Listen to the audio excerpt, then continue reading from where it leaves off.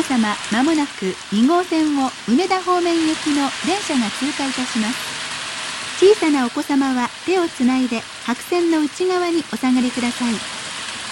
ただいま電車が通過いたします。危険ですから白線の内側にお下がりください。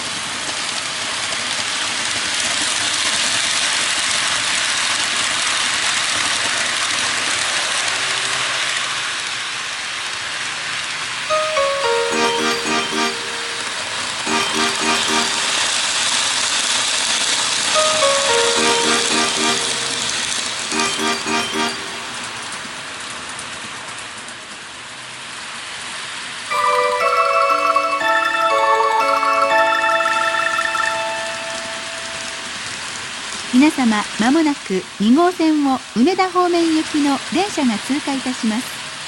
小さなお子様は手をつないで白線の内側にお下がりください。ただいま電車が通過いたします。危険ですから白線の内側にお下がりくださ